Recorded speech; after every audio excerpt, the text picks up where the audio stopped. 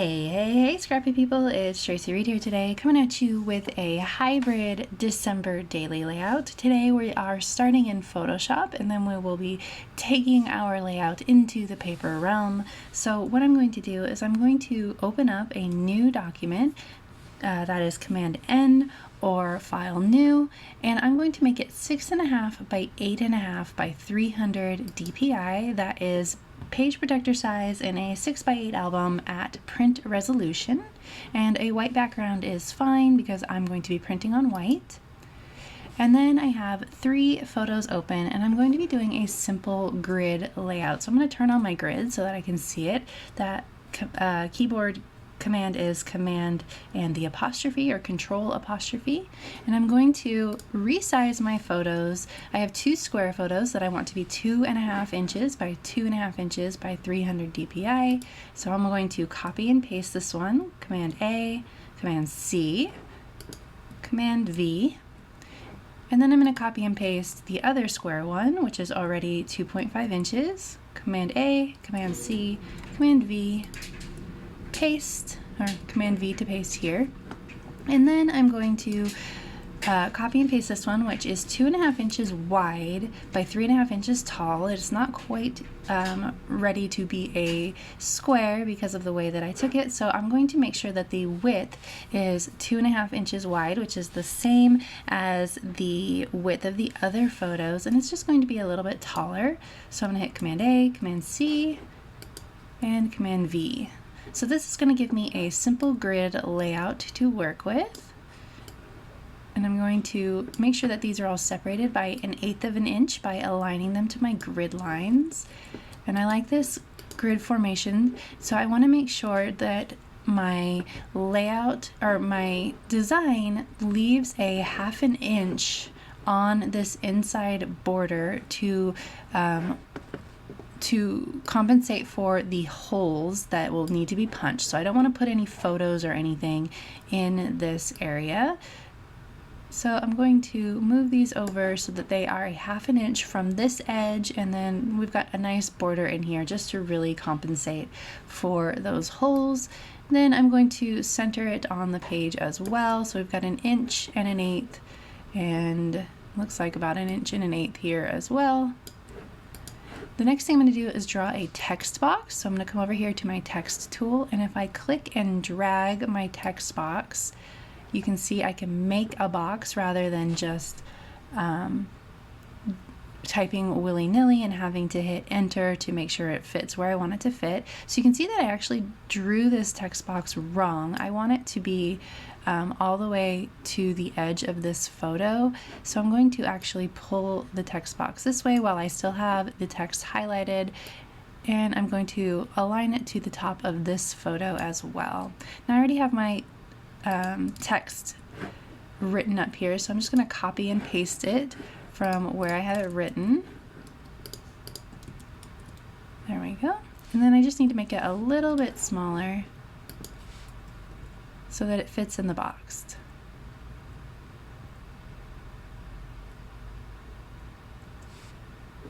Okay. I am just adjusting the spacing between the lines with this box over here, and I'm going to leave it at 11 because I think that that looks better.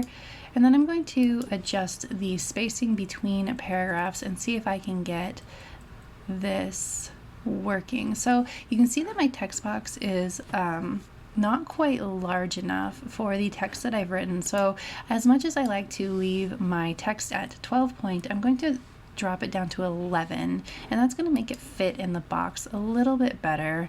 And it's a negligible font size difference, and it's not going to be that big of a deal cohesively with the rest of my album.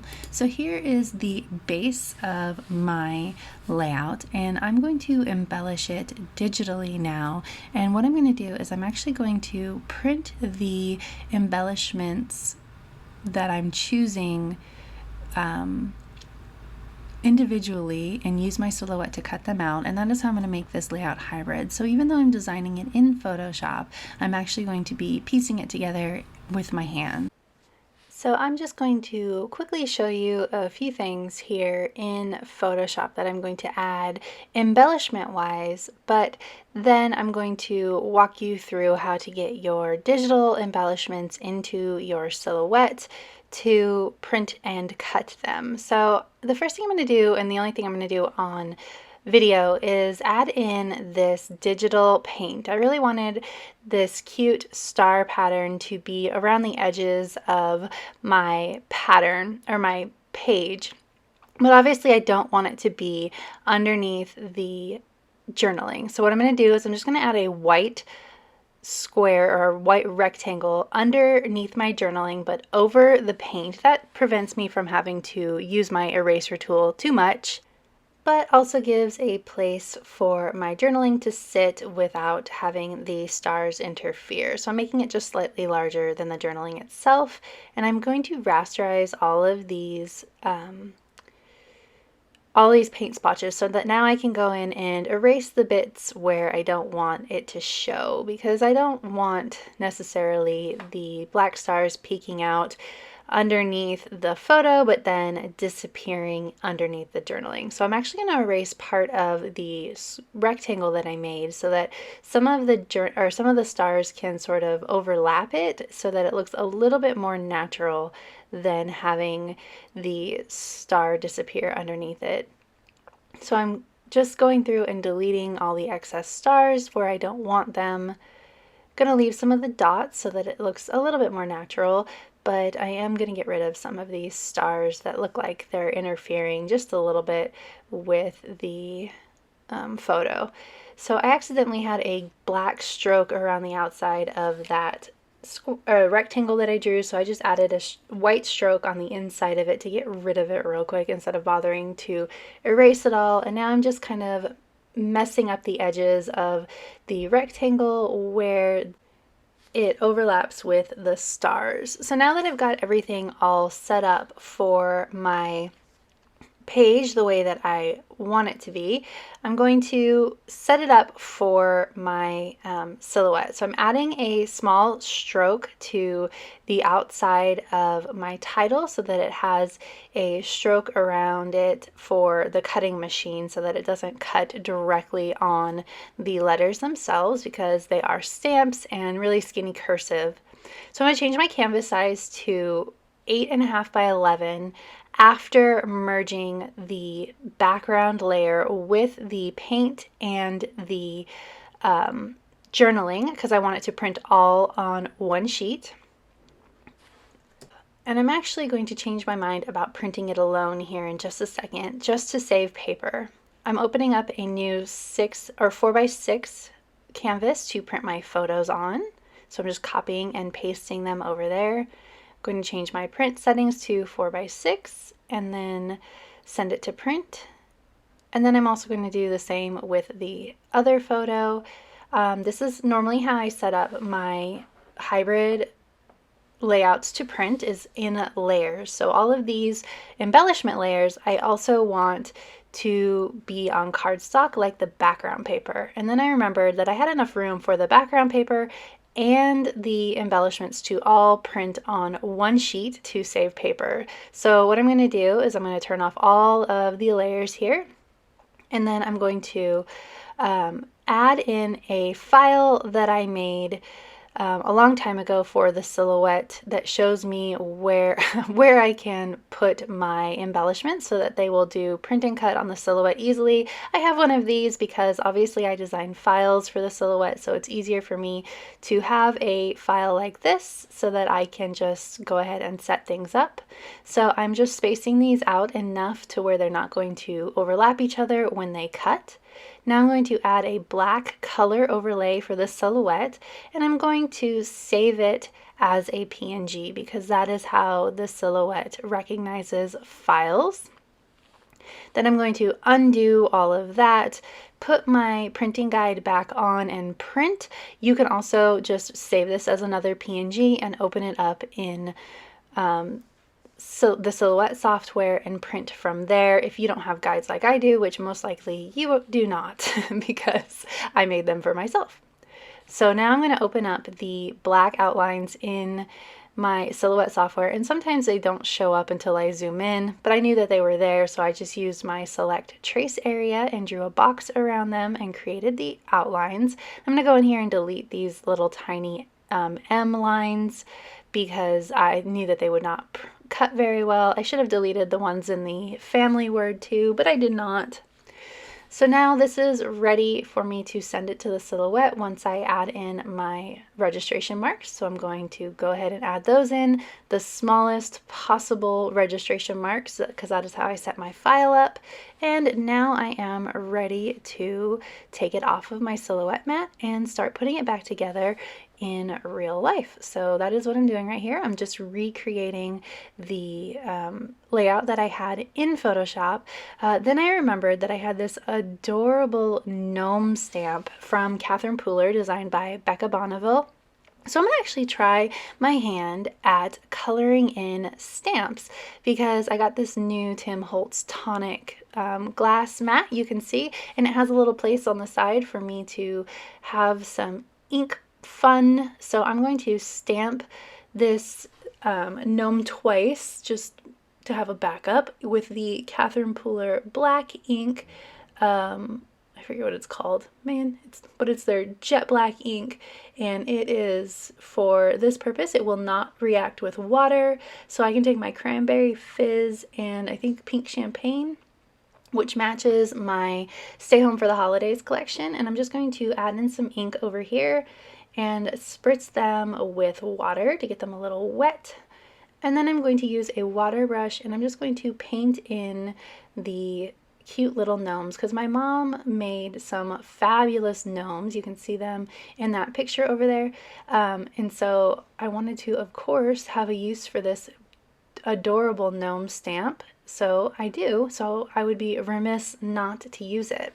So I was going to use the water brush again for the light pink, but I couldn't get the red to stop transferring, and I didn't want to go and wash the brush and all of that because I was being lazy. So I just got another brush, a non-water brush, to paint in the blush pink.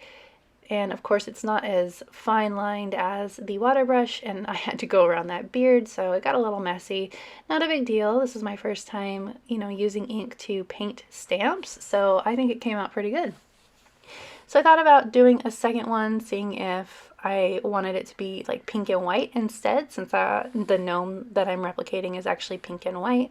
But I like the red, and so I just changed my mind halfway through. And I'm going to fussy cut out the gnome. I was seeing if I could get a blotchier red, but I decided I didn't want to add in red paint to my layout. That was just asking for trouble. So I'm going to actually fussy cut out this gnome real quick. And I cleaned up my workspace, obviously. So I'm actually going to pop a lot of my embellishments up on foam dots because that'll give it a little bit more depth, since I did start with a digital layout and the majority of my embellishments are going to be either stamps or cardstock. This will give it a little bit more pop on the page. This one is going to be out of the page protector because I have a cut file that I created in one of my Advent videos, a cut file, like big word art piece that pairs with it.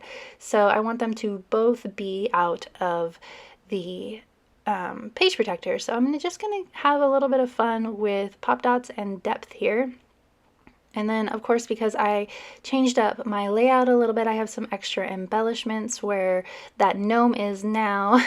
There were some embellishments there, so I'm just going to play around with some embellishments, change up my digital version of this layout just a little bit so that I can use what I've printed. You can see I have sized these embellishments way down, a lot smaller than they come. That is the beauty of digital scrapbooking and hybrid scrapbooking, is you can size your embellishments down and make them the perfect size for your layout, which I really enjoy doing. I do like working with the pre-printed embellishments because I obviously print all of my stuff at once to create my unboxing videos, so I have it all sitting around, but there's something really special about being able to resize things down just a little bit smaller when you need to. So I'm going to pair this with its cut file and see how they go together, and I realize that I have all of these cute little jewels all over this cut file, so I need to add those in to bring the 2 pages together. I'm just punching holes right now. But I also decide that I want to get frisky with some stamps, which is always a bad idea for me. But I want to add in some of these house stamps because obviously they're perfect for this year. So I'm going to add in a couple. I thought about adding these dangling stars too, but no, I'm just going to do the house stamps. And of course I decide to do this after I have stuck everything down because that is how I roll. And so I'm going to do black ones, and it's okay if they're a little bit messy because the digital paint in the background is a little bit messy. So I'm okay if it doesn't stamp cleanly, although I do get one little stamp mess up here that kind of bugs me, but I cover it up in a minute. There we go, that fixed all better. And then I really want to put one here because I really feel the need to have 3. So I got to pull up my gnome, and it still does not stamp cleanly, and it's kind of a little bit too far underneath the gnome. So it was kind of pointless. Midnight, that's the name of the black ink, Midnight. Anyway, it was kind of pointless, and I messed up, and look, you can see the little splotch there underneath family, but hey, look at that. The little red gems are the perfect size to cover that up. So I'm going to add them all over this page to match the page it's being paired with to bring the 2 pages together. And then this one is going to be good. I really love the way this came out. I love combining my digital skills with my paper skills and making something that is the best of both worlds. If you enjoyed this video, I'd love it if you give it a thumbs up. If you're new here, go ahead and subscribe. I would love to have you. If you don't already, you can follow me over on Instagram. I'm at Traci M. Reed, and I will see you tomorrow. All right, thank you.